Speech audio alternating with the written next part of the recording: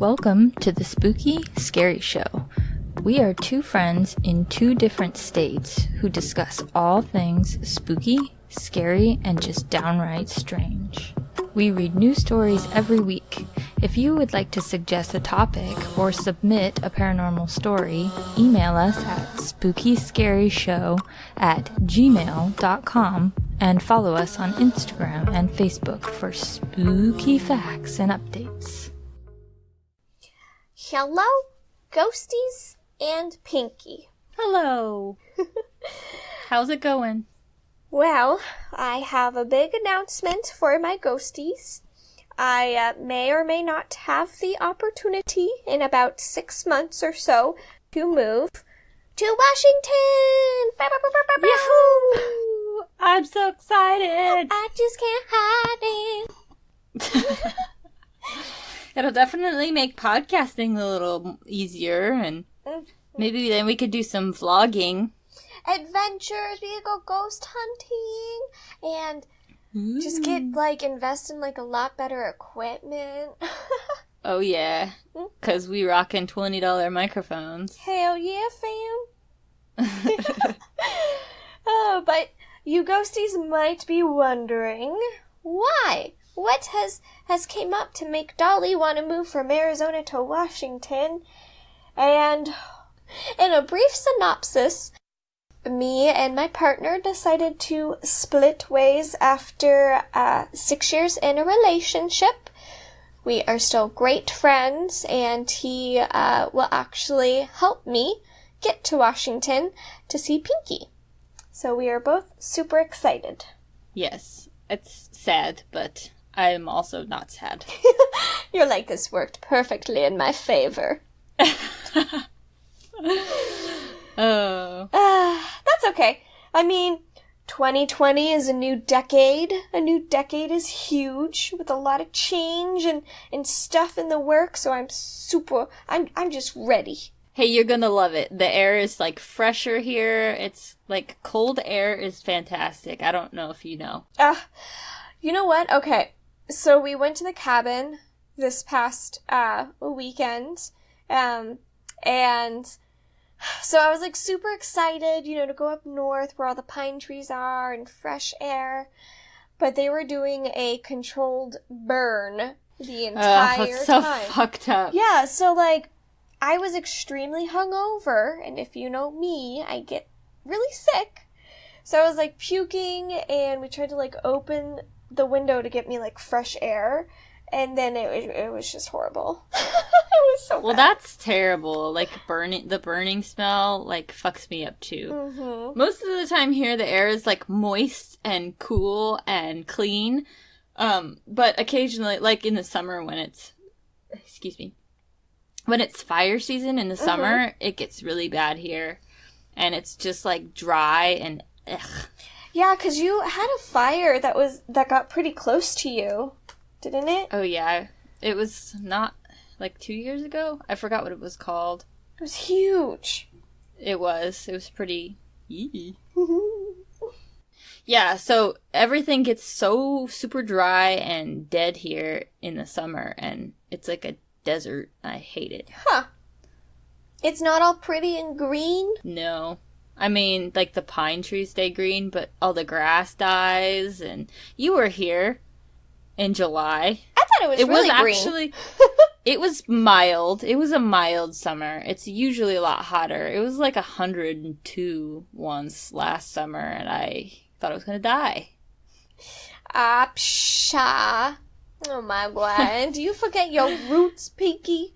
Do you forget where you come from?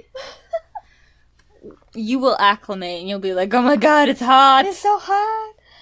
I hope I do, because I'm a person who loves the heat. I'm like a lizard.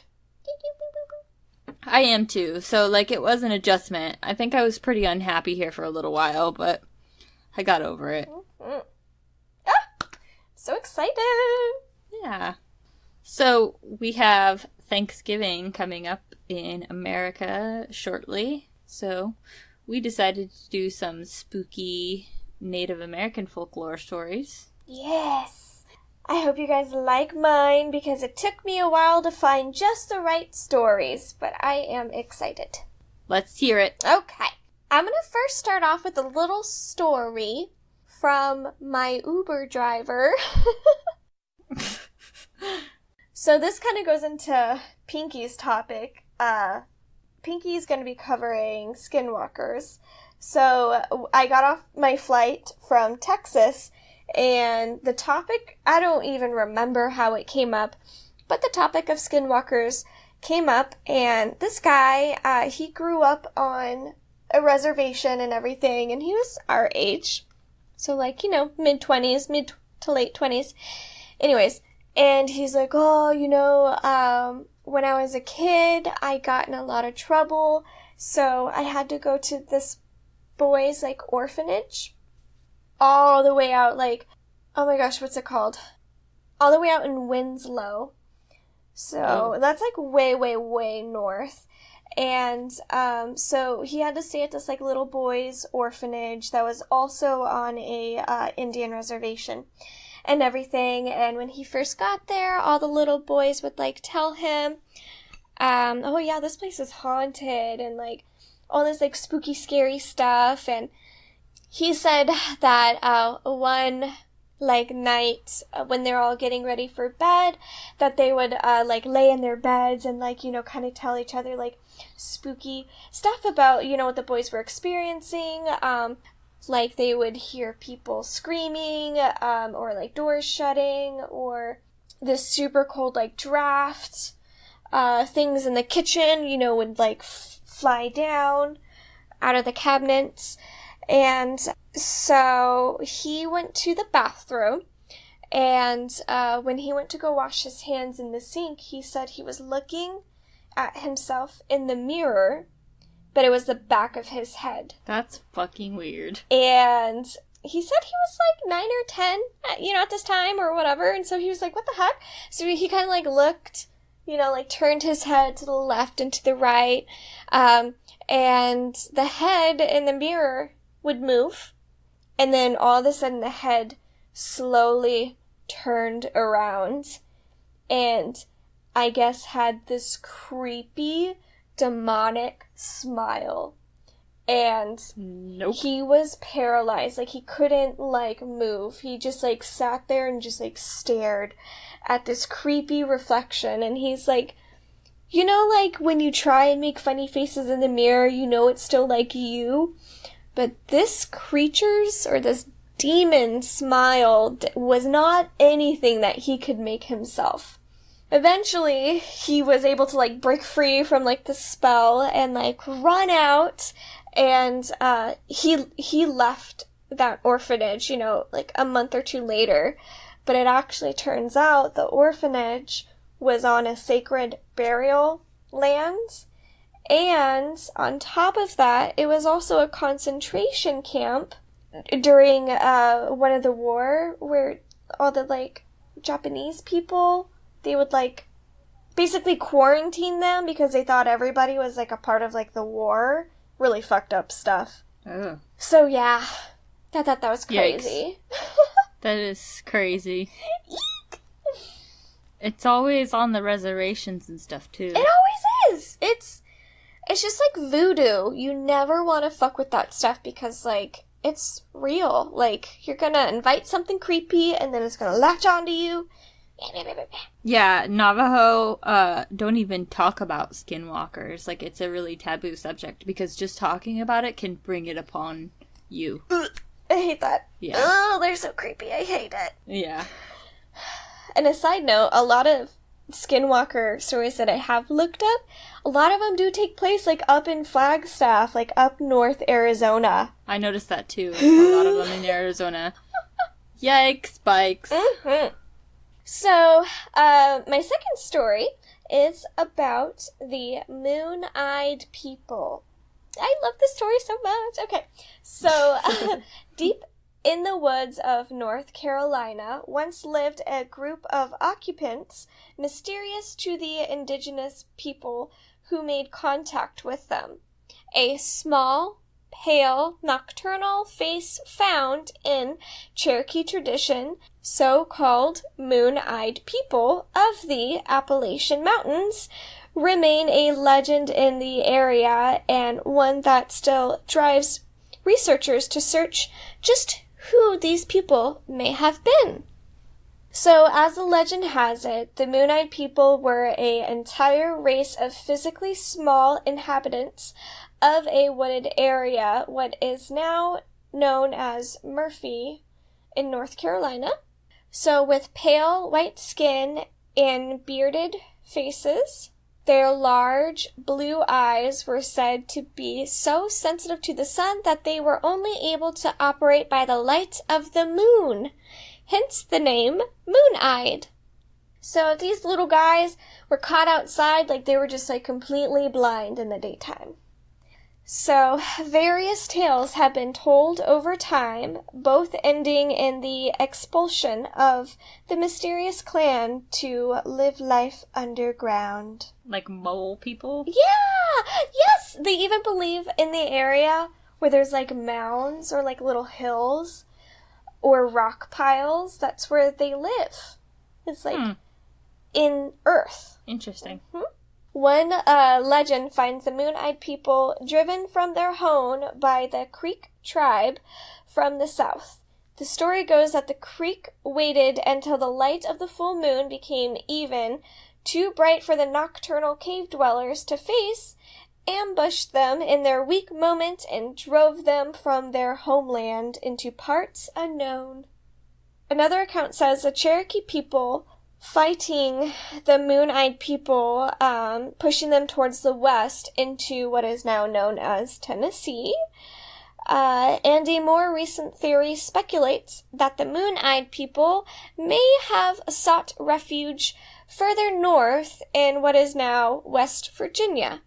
So you have, like, two different tribes that are like, nah, fam, like, these people exist. Well, many are quick to assume that this legend is but one of many found in Cherokee folklore. One glaring distinction remains. Unlike many supernatural entities found in Cherokee mythology, the Cherokee referred to the moon-eyed people as a separate race of people found inhabiting the earth at the same moment as they, in a time before Columbus would discover the Americans. Hashtag That's interesting. Thanksgiving! The physical difference between these indigenous peoples and their light-skinned counterparts immediately suggests to many that the mysterious Moon-Eye tribe descended from a group of white settlers who eventually landed themselves in the Appalachian Mountains. Oh, so they're human then? They're I'm thinking like little alien guys with big eyes. Isn't that what it kind of said? Did it say that, or am I just... Oh, okay. You're on the right path there. Okay, well, like, this is actually, like, very possible in my mind that there are things living in caverns in the earth that nobody will ever see or find. Yeah. Yeah. It makes me think of the movie where they go in the caves and they get stuck in the caves. Yes. It's one of my... I really like that movie. Nope. The Descent. Yes. Oh, it's so such a good movie. scary. But it's just so well done and, like, plays on that claustrophobia and then the dark monsters. Mm-hmm. It's great. Oh, boy. I mean, I wonder if this did kind of, like, inspire that movie. Ooh, I hate it. Ooh, I'm thinking of these guys of, like, so cute and docile and just... That's what I was thinking. Okay. According to the 16th century manuscript published by Welsh antiquarian Humphrey Lloyd, a Welshman by the name of Prince Madoc was believed to have sailed from Wales across the Atlantic to what is now Mobile Bay, Alabama, in the year 1171. Legend has it upon arriving, Maddock and his crew ventured north along the Alabama River towards Tennessee Valley and were never heard from again. Years later, early explorers discovered a unique tribe of Welsh-speaking Native Americans known as the Mandan, who, with lighter skin and a language similar of Welsh, were believed to be direct descendants of the Maddock expedition. Whether they were, in fact, the first white settlers to reach the shores of the United States or not, details of their inhabitation may possibly remain along the rivers traveled and the mountains they supposedly called home. Mysterious mounds and rock formations remain in the expanses of the Appalachian Mountains, all without a doubt man-made. So those, hills and stuff I was telling you about, they're like, Interesting. A soapstone carving of conjoined figures remain on display at the Cherokee County Historical Museum, and although its physical presence can be witnessed in plain sight, the mystery behind this formation remains even after all of this time. So this rock formation of what looks to be two cute little aliens, just the precious little beings they are believed to be centuries old. The effigy was apparently carved out by the taping of another rock, eventually revealing a two-headed figure with round eyes too large for their faces. Although found in Murphy, North Carolina, in the early 1840s, the figure believed to be depicted is the moon-eyed people themselves. They actually are really cute. They are really cute. They're aliens. 10 out of 10. 10 out of 10. The mole people. The mole people. I know that one. Okay. Do you believe in mole people? Do you think that could be a thing? I've never specifically looked into it, but I think it's very likely possible. So, there is some, I wouldn't say conspiracy people. Everybody has their beliefs. But they, literally think, Earth is hollow, and on the inside of the Earth is, this, beautiful wonderland of, waterfalls, and, the core of Earth is, the sun on the inside. So they believe it's, this beautiful, oasis where, many critters and creatures live. I don't know if I'd go that far. But I will say that, we just don't know exactly, what the core looks like and what is in our ocean. There's just so many caves and caverns, and yeah, our ocean is home to tons of fucking extraterrestrial, shit that lives in, sulfur deposits. Mm-hmm. And there's just some crazy shit out there that I wouldn't write it off. Mm-hmm. Mm-hmm. 10 out of 10 aliens. Not even aliens, have you seen a blobfish or, an anglerfish? A blobfish. That's about as alien as it gets, and those are from this planet. Yeah, that's true. Blobfishes is so cute. It's where it's at. Let's talk about the Lake Shawnee Amusement Park. So this one's a little off topic. It's not really an effigy or anything, but I found it and I liked it, so I wanted to do it. Sounds good. In 1926, an entrepreneur named C.T. Sindow purchased the land and began developing a amusement park for the people of Mercer County, West Virginia. The park, which featured a Ferris wheel and a swing ride, was popular among locals in the county, particularly families of coal miners who resided in the area. It also featured a swimming pool, racetrack, concession stands, dance hall, and cabins for overnight stays. In the early 1950s, a young girl on the swing ride was killed when a truck delivering sodas accidentally backed into the ride, striking her. Oh, God. A boy also drowned in the swimming pool, which was subsequently filled to prevent further accidents. So after he drowned, they're like, I'm just gonna bury this shit. Just cover it up. That'll fix it. Several tragic accidents would hit the park over the years, claiming 6 lives. The locals believe that this park was cursed and did not want to go there. It had bad jujus, so it was formally closed in 1966. In 1985, Gaylord White, let me tell ya, what a name. I love it. Gaylord White. That's his first name? Holy shit. Like, it's not even a last name. Okay, continue. No. Baby Gaylord. I'm gonna name my baby Gaylord.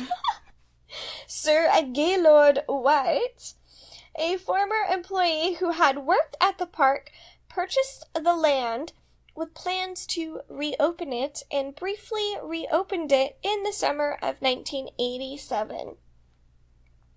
However, the park closed after a 1988 archaeological dig uncovered numerous Native American artifacts as well as human remains on the property that had been buried prior to the arrival of the Anglo-European settlers. A total of 13 skeletons were uncovered, mostly of young children. White briefly reopened the park, but it was closed after a brief 3 years in business. In fact, the site in Mercer County, not far from Matawaka, was home to a tribe of Shawnee for many years.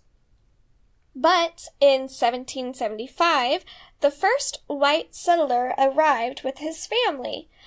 Mitchell Clay built a farm but clashed frequently with the Indians.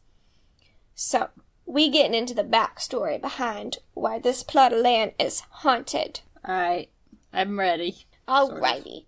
So, in 1783, a band of Indians killed Michael Clay's youngest son, Bartley, and his daughter, Tabitha, and abducted his eldest son, Ezekiel, who was then taken to Ohio and burned at the stake.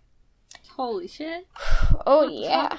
Sounds like he's been, battling with these Native Americans for a while. It appeared like he moved there, he set up a farm on their land, and they would, threaten. The Native Americans were like, get off my land, go away. And he's like, nah, fam. Yikes. So, Mitchell Clay took revenge by murdering several of the Shawnee Native Americans.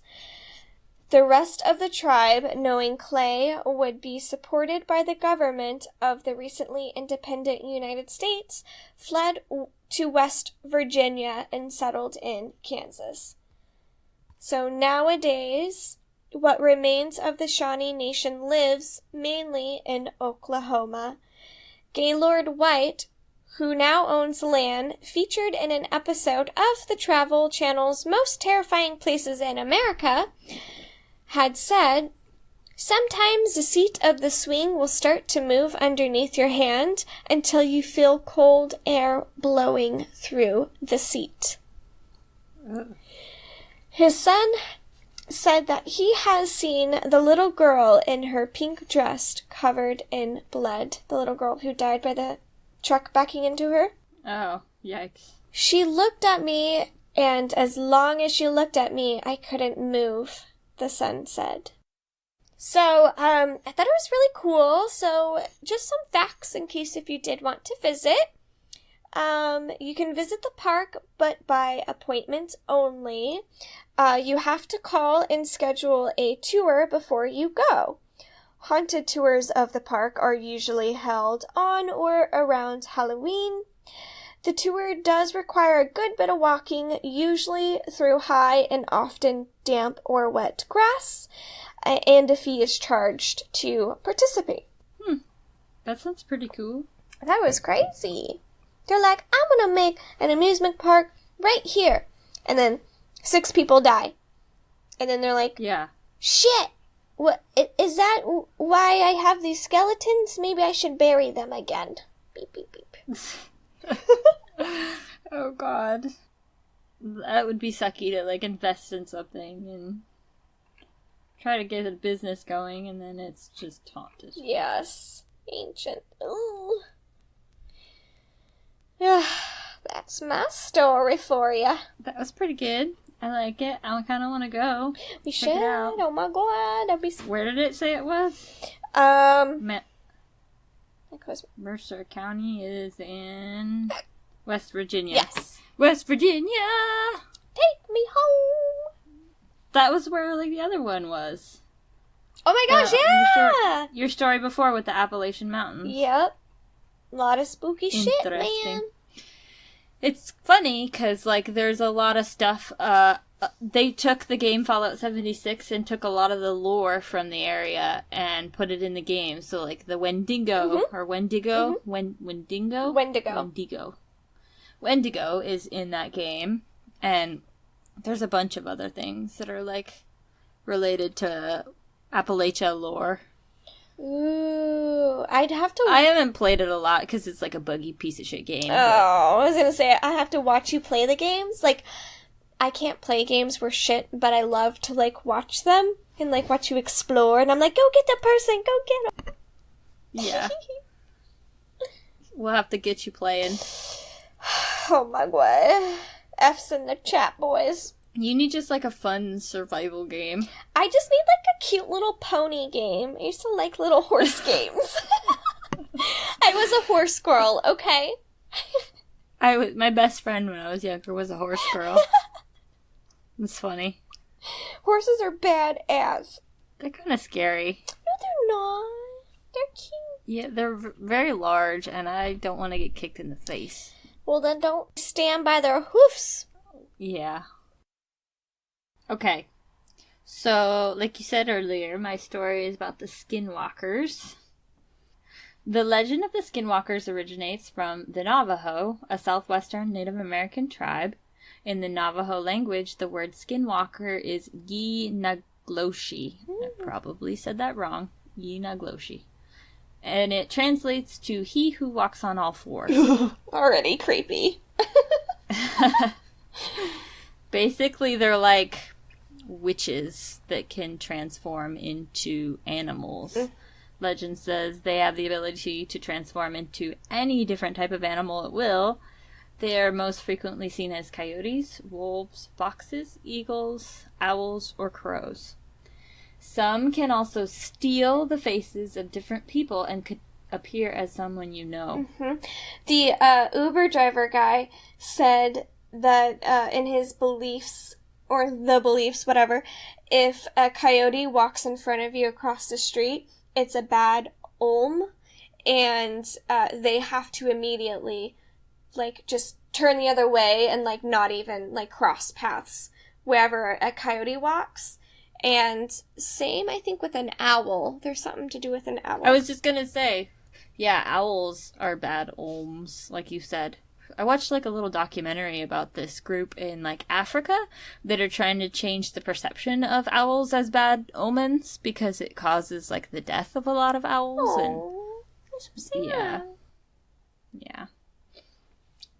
But anyway, so you don't want to look directly in the eyes of a skinwalker because they can absorb themselves into your body and take control of your actions. Rare skinwalkers can also have the ability to enchant the powder of corpses and use the substance as a poison dust on victims. I don't know if this is true, but this was a fact I pulled from this article, and it said skinwalkers have only entered the public discourse relatively recently compared to other phenomenon. In 1996, a team of scientists ventured to a Utah ranch to investigate a series of bizarre phenomenon, which is Skinwalker Ranch. Yes. Yeah. They're also said to be able to run incredibly long distances, some say over 200 miles in one evening. Damn. While they can take many forms, many people who see them today describe them as hollowed-out dog-like animals. Skinwalkers are said to recruit more skinwalkers themselves. There is some dispute on how this happens, but some say that there is an official ceremony that skinwalkers only take form with a gathering of people and specific chants. Yeah, it's basically like witchcraft. You know, I think you have to, like, kill the body that you're gonna, like, assimilate or something. Like, if you want to be a coyote, I think you have to, like, have coyote's blood or something. Interesting. There was something else I read that said you can only kill him if you know the name of the person that it was. You have to say their real name. This is, it's so creepy. That's even worse. Yeah, the, like, you shouldn't talk about it because it brings it upon you thing kind of is like, ooh. No, thank you. So they're most commonly encountered near native reservations, though they have been seen all over the United States. Skinwalker Ranch in Utah is the most famous. Some people believe the rake, which is commonly encountered in the Northeast, is similar to a skinwalker. Here, so I have some Reddit stories about experiences. Yay! I'm so excited! I only pulled a couple, so I'll leave the link in our description if you want to go read the rest of them, but I just picked a couple that I thought were good. This one is called They Ran Away on Their Back Legs. So this happened about 12 years ago. My family owns a farm in the heart of an Indian reservation. One winter, I was home for Christmas taking care of the farm while my parents were away Christmas shopping. As I was home by myself, way late in the night, and I hear all of our cows freaking out, I knew it had to be the wild dogs that are rampant in the area.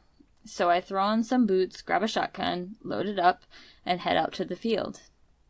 This was a perfect scenario for a horror movie. It was cloudy, but there was a full moon, and it was breaking through the clouds just right to light up all the snow.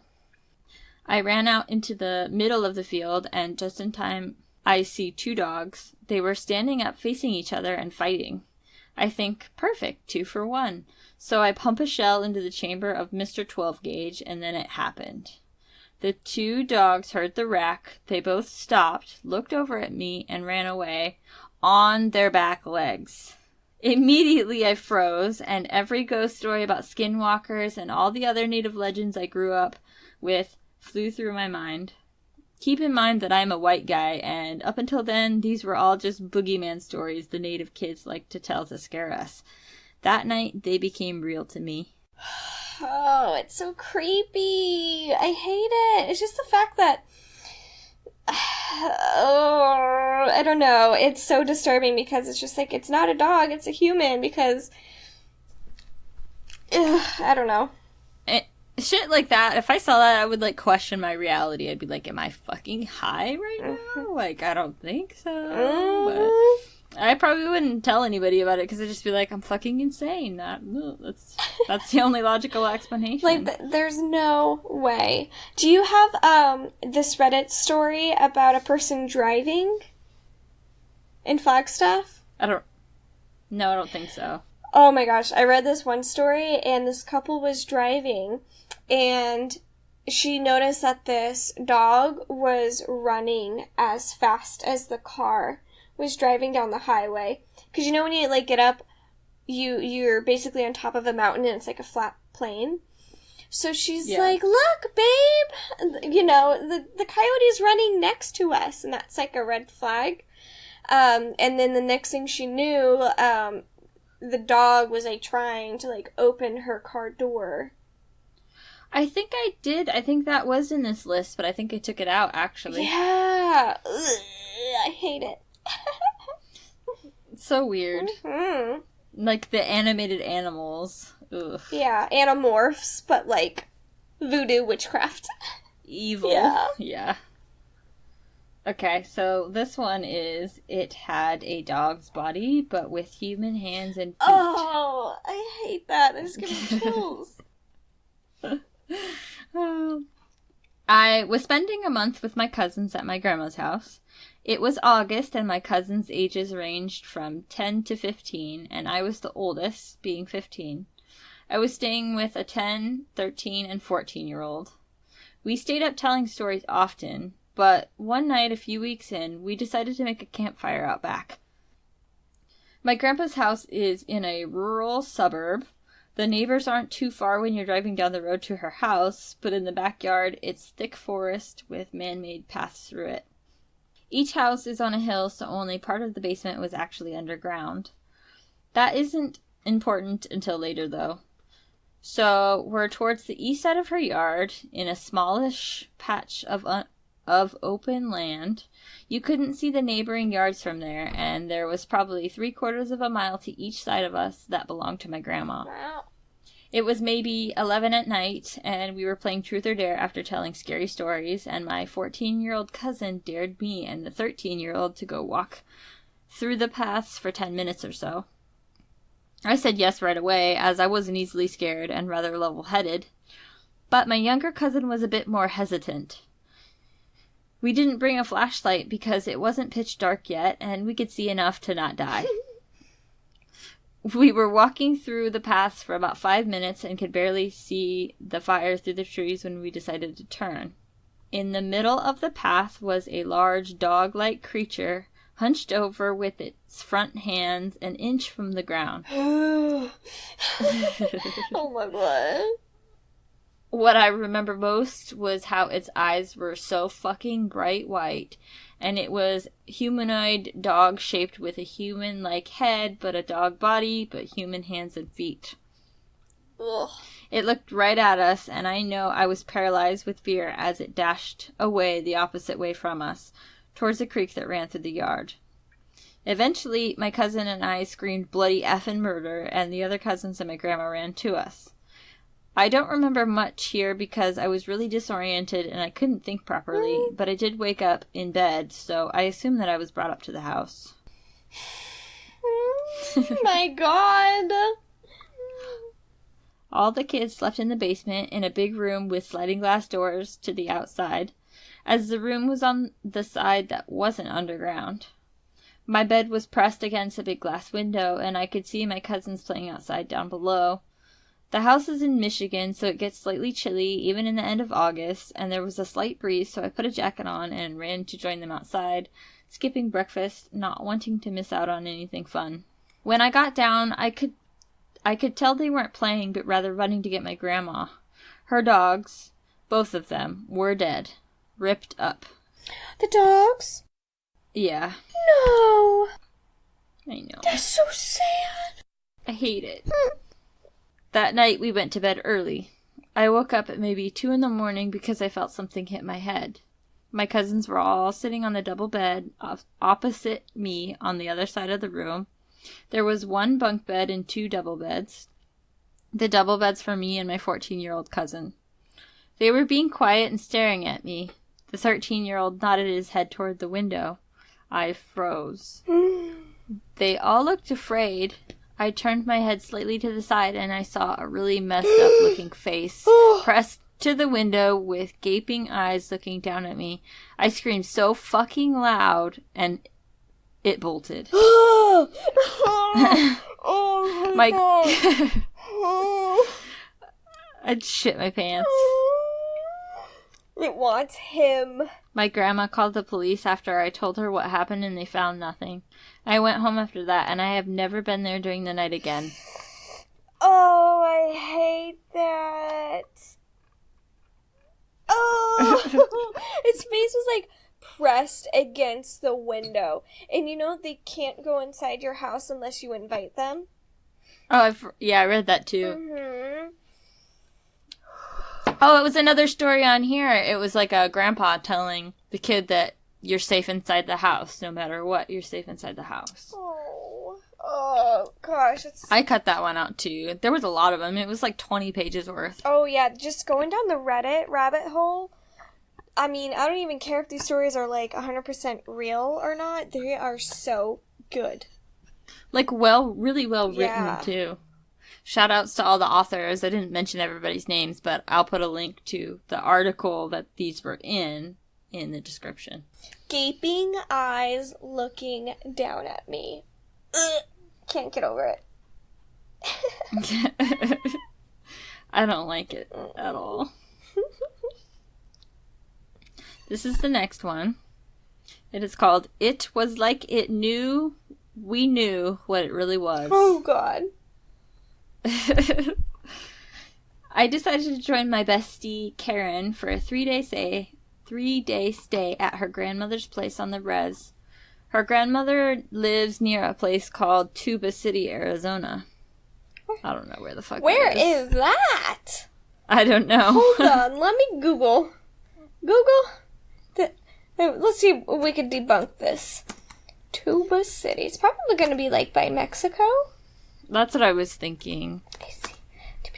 Or, like, a reservation. More, like, towards the Grand Canyon. Yeah, you're right. It's by the Grand Canyon. Okay. Trying to zoom out. Like, there's, like, nothing. It's by, like, okay, so it's upper towards Utah more. okay. Okay. Interesting. Anyways. Oh, yeah, it says in the middle of nowhere, but surrounded by rural homes. Okay. We go to college together, and I was kind of interested to know about Navajo tradition. The first day we stayed, it was pretty chill, nothing out of the ordinary, but then her grandma, who wasn't that old, around 67, said that a stray dog came out of nowhere and wouldn't leave. To me, it did act kind of strange and ugly looking. It was black, shaggy coat, looked like a mix between a German Shepherd and a lab. That night, we were watching a movie in the living room. It had big windows that looked out into the forest where the cars are parked, nothing fancy. The curtains were wide open. Grandma was in the kitchen cooking dinner, and we were watching a movie. Next to the window is a medium bookshelf, and that's where the DVDs are kept. Karen went to put back a DVD we had just watched, but she freaked out because that stray dog was staring at us through the window, standing on top of the wood box outside. Not something normal dogs do from my point of view or hers. Usually, my dog, which is a house dog, scratches on the door to be let in. Res dogs aren't house dogs, and dogs inside houses are frowned upon in Navajo tradition. They're meant to protect the house and the owner. The other dogs seemed to stay away from it. Karen opened the door and yelled at it to get off the box, and it ran behind the shed. Oh God. I'm scared. We went to Tuba City to get some groceries, came back to the house. The dog was nowhere to be seen, nothing unusual.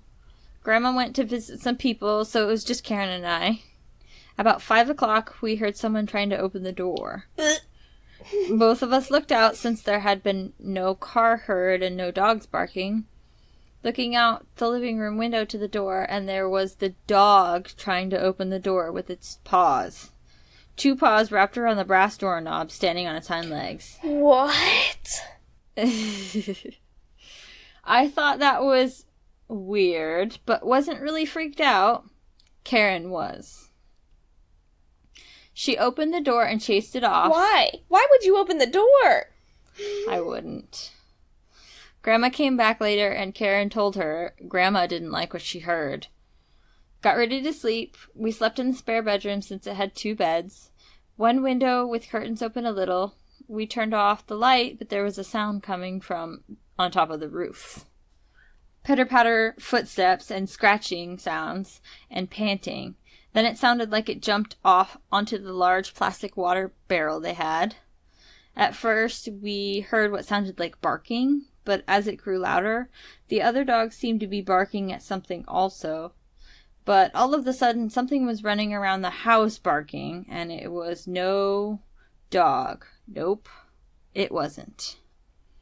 This barking sounded human, a deep male voice barking, like it knew that we knew it wasn't a dog. Ew. Woof, woof, ruff, ruff, arf, arf, arf. Just exactly like that, adding the W's, R's, and the A's, and then panting again by the window, and we started freaking out. I hate this so much. Karen decided to open the curtains to look out. There was the stray dog on its hind legs looking into our bedroom, but this time it stunk, and what I thought were 2 black holes in the neck, another pair of eyes twinkled. Think those ugly, glossy spider eyes staring at you. Ew. and the paws were deformed-looking hands with overgrown, somewhat thick and sharp fingernails. Again, both screaming and shutting the curtains closed, Grandma came running through the door and saw it. First thing she did was grab ashes from the fireplace, load 3 shells into the shotgun from under her bed, bless herself in Navajo, and went outside to shoot it. Yelling in Navajo about how the thing wasn't welcomed there and to get the hell out of there, for it to go linger somewhere else. Grandma! Oh my god, you a bad bitch! Somebody Get him, Granny! Damn! Someone get the grandma. She wildin'. Oh my god. They were both traditional, so the next day they called a medicine man to come over and put cedar in. He prayed over everyone with cedar smoke and an eagle feather, blessed the place, made us eat bitter herbs called eagle's ghoul or something, and gave me an arrowhead. Apparently I needed to carry one for protection, and a little pouch called corn pollen seemed to work pretty well. Aww.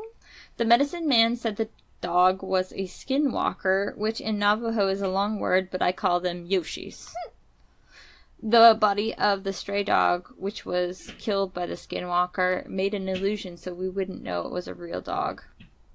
He also said that yoshis tend to harm people by using some sort of human bone straw to spit at someone. Think spitballs, only deadlier. And get human bones into them. Doctors can't detect it, but the medicine man that day pulled a piece of human skull out of Grandma's right shoulder. Oh my Pretty big. God. About 2 inches long and 1 centimeter thick. It was real because we watched him pull it out of her. That was intense. So they're real. That's what that person says. I don't know. God. I think 10 out of 10 they have to be real, but it's just like, you never hear of them actually killing anybody. Or maybe they do, but I don't see, like, what's the point? It just kind of seems like they scare people. I don't know. Yeah, right. Or the people that get killed just can't talk about it. Did they steal their souls or something? I don't know. Maybe. I don't know. Okay, let me just Google, what's the point of a skinwalker? And then we can wrap it up. Oh my god. That granny was a bad bitch. Hell yeah. Okay, so skinwalker stories told among Navajo children may be complete life and death struggles that end either in skinwalker or Navajo killing the other, or partial encounter stories that end in a stalemate. Encounter stories may be composed as Navajo victory stories, with the skinwalkers approaching a hogan or being scared away. That doesn't really answer your question. It does not. I think they just scare people. If they, like, go through a ritual and have to, like, kill an animal to become it, like, what is the point? Exactly. Okay, so this Reddit thread says, what do skinwalkers actually do?